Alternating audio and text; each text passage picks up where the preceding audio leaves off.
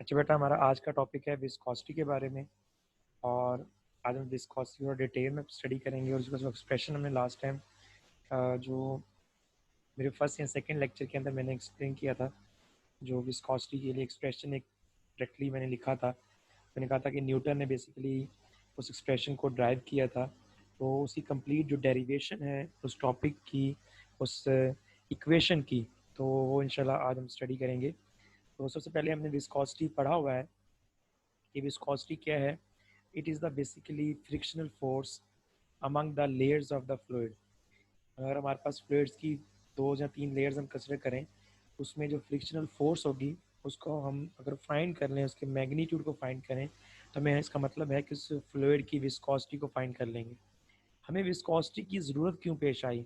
हमारे पास फ्लूइड की पहले से डेंसिटी मौजूद थी, हमारे पास फ्लूइड का स्पेसिफिक वॉल्यूम मौजूद था, स्पेसिफिक वेट मौजूद था हमारे पास। तो हमने विस्कोसिटी को स्टडी ही क्यों किया? तो क्यों हमें ज़रूरत पेश आई कि हमें विस्कोसिटी पढ़नी पड़े, जो फ्रिक्शनल इफेक्ट है लेयर्स के दरमियान और लेयर्स और किसी सरफेस के दरमियान। तो वो हमें क्यों पढ़ना पड़ा?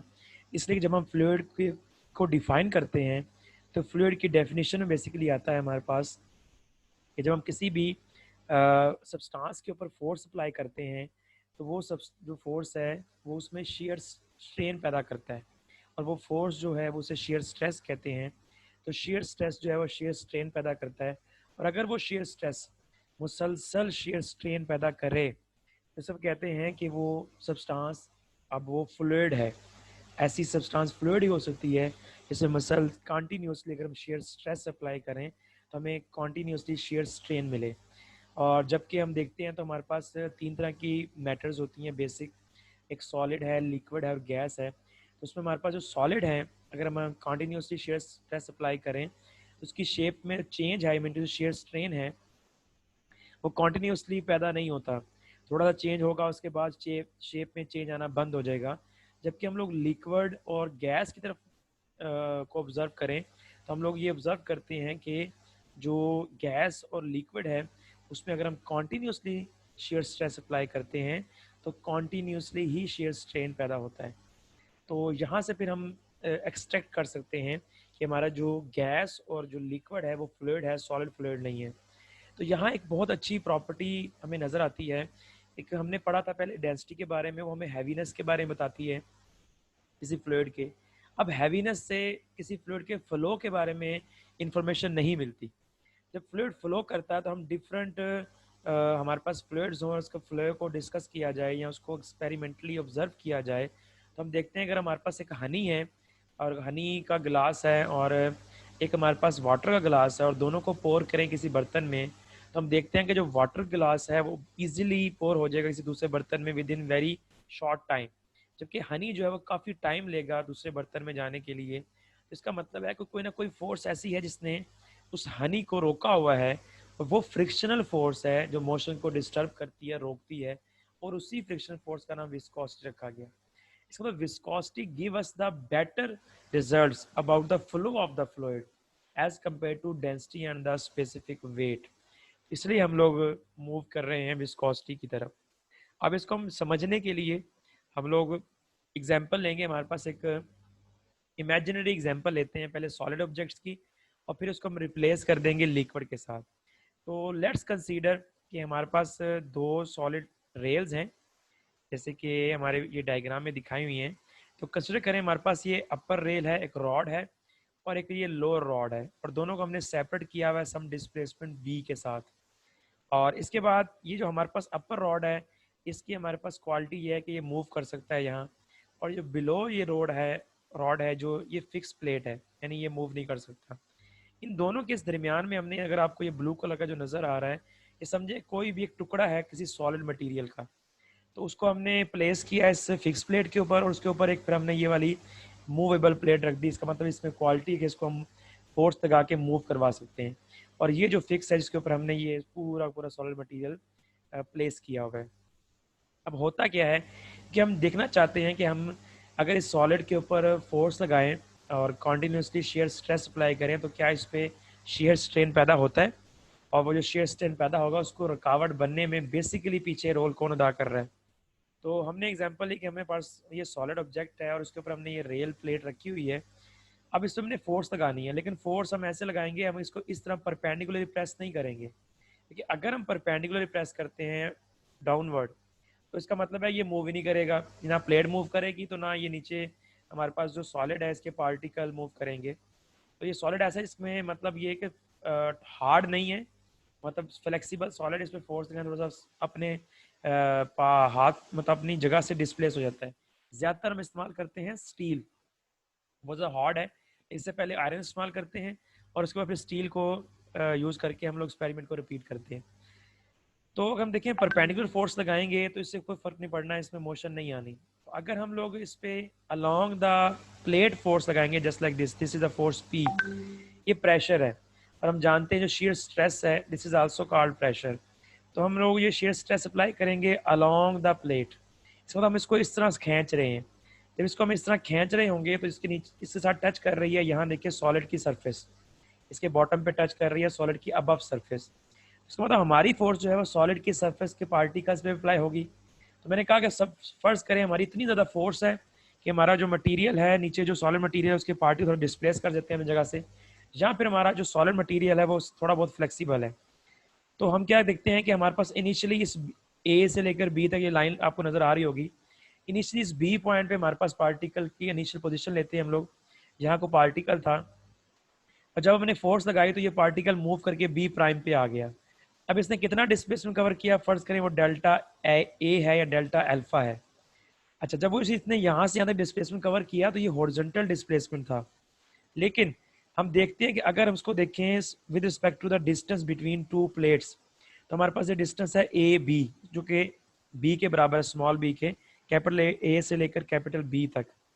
अगर हम देखें, देखिए कैपिटल ए और बी के हिसाब से पार्टिकल यहाँ था, और जब पार्टिकल यहाँ आ गया अब हमने डिस्प्लेसमेंट निकालना है ए के हिसाब से, तो हमारे पास ए प्राइम बी प्राइम हो जाएगा, और इसका मतलब है इसमें थोड़ा सा हॉरिजॉन्टल डिस्टेंस ऐड कर ली है।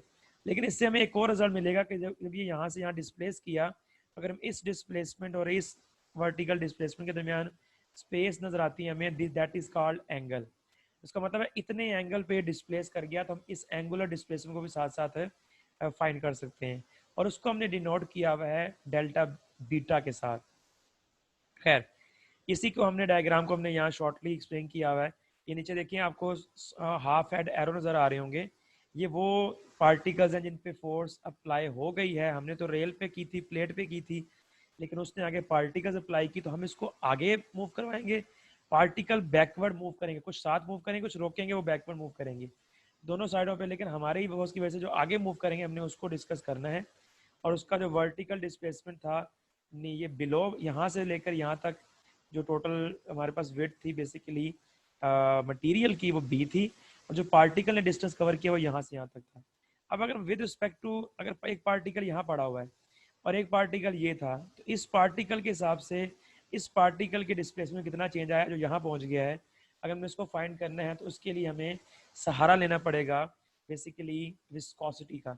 और इससे पहले भी अगर हम विस्कोसिटी से पहले देखें तो हम जानते हैं कि हमने इस पर फोर्स अप्लाई किया, और force per unit area that is called pressure, और वो प्रेशर जो शेप को चेंज कर दे उसे शेयर प्रेशर या शेयर स्ट्रेस कहते हैं।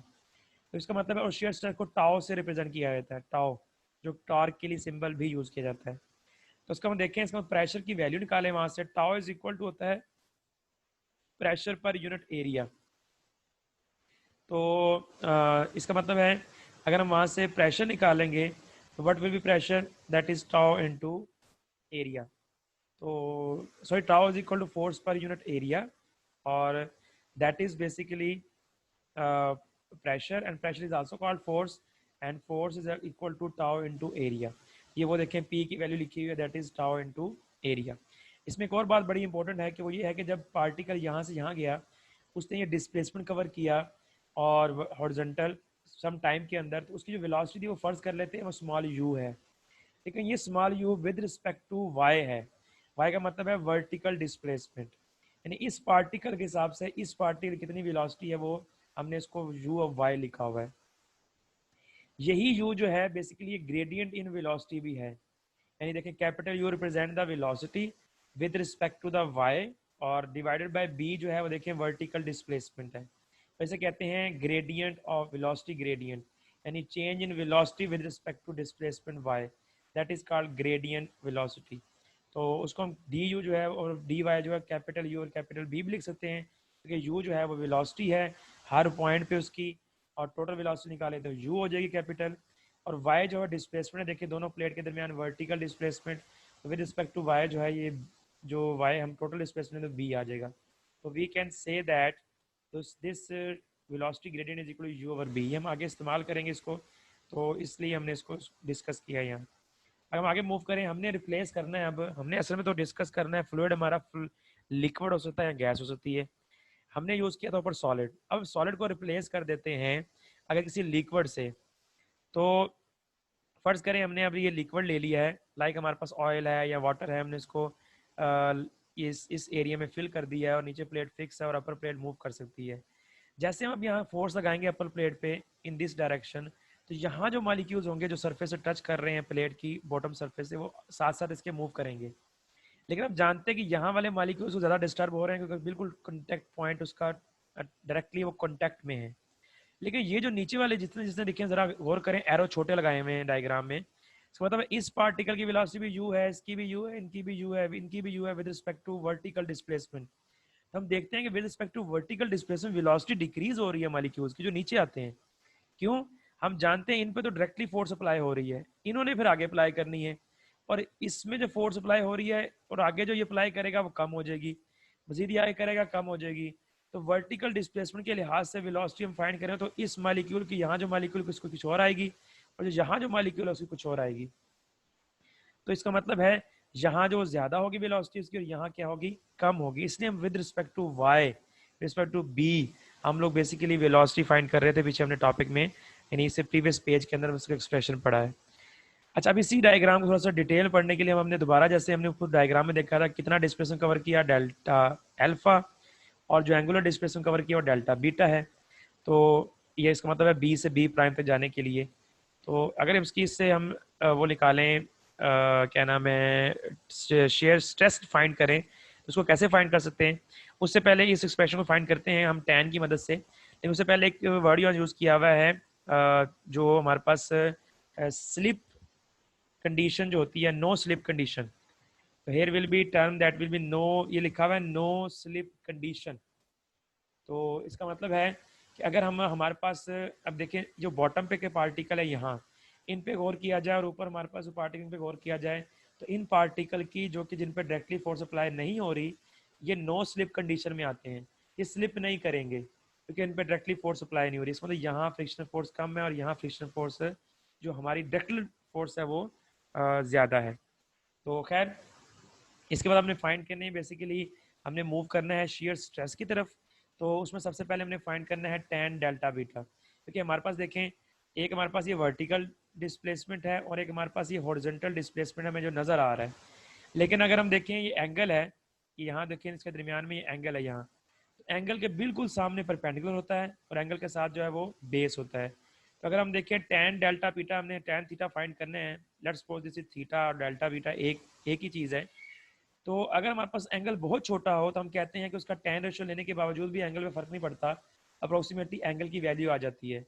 तो we can replace tan ratio with simple angle delta beta. अब ये डेल्टा बीटा क्या है हमारे पास, अगर टैन थीटा फाइंड किया जाए दैट इज परपेंडिकुलर बेस। देखिए हमारे पास ये है परपेंडिकुलर और this A B is base, जो कि हमने बी के इक्वल रखा हुआ। This is delta alpha over only B. अब हमने पीछे पढ़ा था कि ये डेल्टा अल्फा जो है ये डिस्प्लेसमेंट है या डिस्टेंस है, और डिस्टेंस का फार्मूला क्या होता है, वेलोसिटी इनटू टाइम, और वेलोसिटी हमने कहा था u है मॉलिक्यूल्स की, और टाइम डेल्टा टी है, चेंज इन टाइम है। इसका मतलब हम ये डेल्टा ए को रिप्लेस कर सकते हैं u डेल्टा टी के साथ। अच्छा, मजीद हम इसको देखें, इक्वेशन को मॉडिफाई करें तो हमें क्या नज़र आता है हमें नज़र आता है बेसिकली कि हमारे पास ये है डिस्प्लेसमेंट हॉरिजॉन्टल और ये हमारे पास है वर्टिकल डिस्प्लेसमेंट, और ये हमारे पास डेल्टा पी क्या है, this is the basically change in the position of the molecule in angular form, यानी इन रोटेशनल फॉर्म। तो अगर हम यहाँ से शेयर स्ट्रेस फाइंड करना चाहें या rate of shearing stress find करें, हम तो देखते हैं कि जैसे जैसे ये फैक्टर इंक्रीज होता है यानी एंगल इंक्रीज होगा, तो रेट ऑफ शेयरिंग स्ट्रेस भी इंक्रीज होगा। रेट ऑफ शेयरिंग स्ट्रेस को हम लोग वैसे तो हम लोग डिनोट करते हैं शेयरिंग जो स्ट्रेस है उसको हम डिनोट करते हैं टाउ के साथ, लेकिन जो रेट ऑफ शेयरिंग स्ट्रेस है उसको हमने गैमा से डिनोट किया हुआ है, और उसके ऊपर आपको नजर आ रहा होगा डॉट लगा हुआ है, दिस इज डेरिवेटिव। इसका मतलब हमने rate of change of shear stress find करनी है, और rate of change of shearing stress that is equal to gamma, ऊपर हमने डॉट लगा दिया, विंडो से डेरिवेटिव।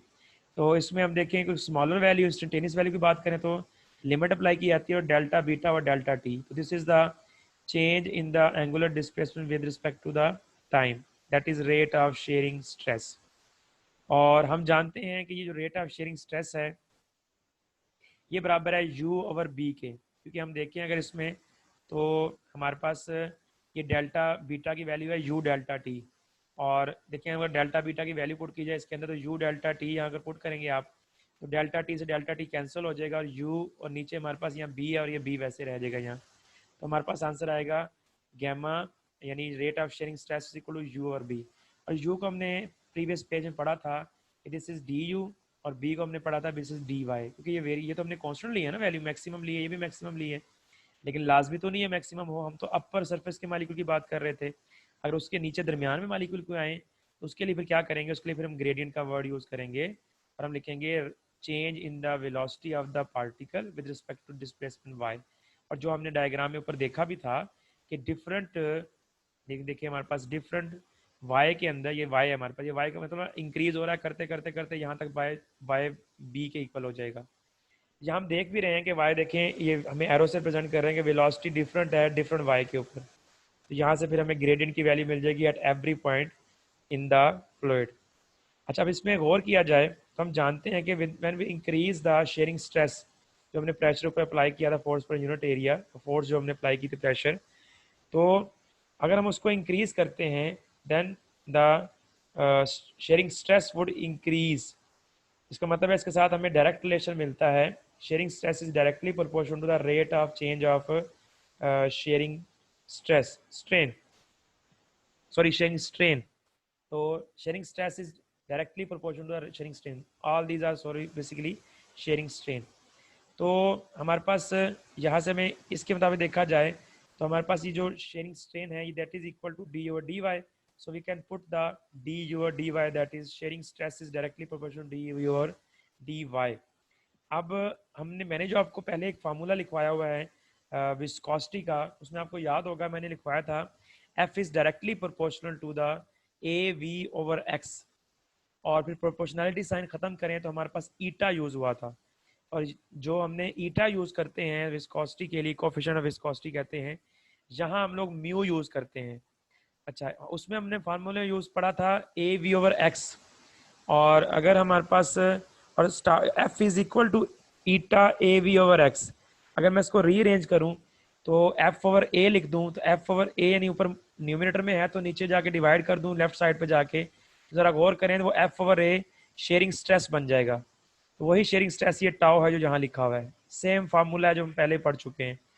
तो this shearing stress is equal to आगे ईटा लिखेंगे आप, और उसमें हमने v यूज किया था या u है, और वहां हमने डिस्प्लेसमेंट याद करें डिस्टेंस बिटवीन टू लेयर्स हमने x यूज किया था, यहाँ y है। So this is the expression which is used for the viscosity. अब ये विस्कोसिटी डिपेंड करती है मैकेनिकल और एनी टाइप ऑफ फोर्स, तो इसका मतलब है ये जो फ्लूइड फ्लो किया है ये under the action of force है, और उसमें वेलोसिटी में चेंज आया, और वेलोसिटी में चेंज होने की वजह से उसमें एक्सेलरेशन पैदा हुआ है, तो ये जो फ्लूइड होगा इसको हम कहेंगे फिर न्यूटोनियन फ्लूइड। और ये जो विस्कोसिटी मिली हमें फिर ये हम इसे कहेंगे डायनामिक विस्कोसिटी या एब्सोल्यूट विस्कोसिटी। और एक हमारे पास होती है एब्सोल्यूट और एक हमारे पास होती है काइनेमेटिक्स, और एब्सोल्यूट का दूसरा नाम डायनामिक भी है। तो ये this type of viscosity is called dynamic, इसका मतलब है इसमें हम फोर्स का इफेक्ट डिस्कस कर रहे हैं। और जो सिंपल विस्कोसिटी होती है जिसमें हमें सिर्फ हमें उसको थ्योरेटिकली और क्वालिटेटिवली डिस्कस करते हैं, वो हमारे पास होती है काइनेमेटिक विस्कोसिटी। यहाँ हमने एक्सप्रेशन निकाला डायनामिक विस्कोसिटी का, ड्राइव किया, और ये इस फ्लूइड के लिए अप्लाई होती है जो न्यूटोनियन फ्लूइड होगा उसके लिए ये विस्कोसिटी का एक्सप्रेशन यूज होगा। सो दैट्स इट, आपने इसको डिटेल से स्टडी करना है बेटा। ओके। इस लेक्चर को मैं एंड करता हूँ, आपका क्वेश्चन इसके बाद लूँगा।